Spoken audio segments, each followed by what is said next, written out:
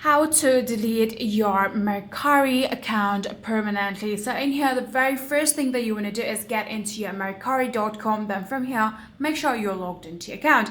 In order to permanently delete it, what you're going to do is, first of all, ensure that you have a 0 active listing, open orders, or remaining funds. So after doing that, now you can get into the settings. For that, tap on the profile icon on the top right corner, and in here, if you are logged into your account, you will actually be able to see the option of settings. Simply tap on that one.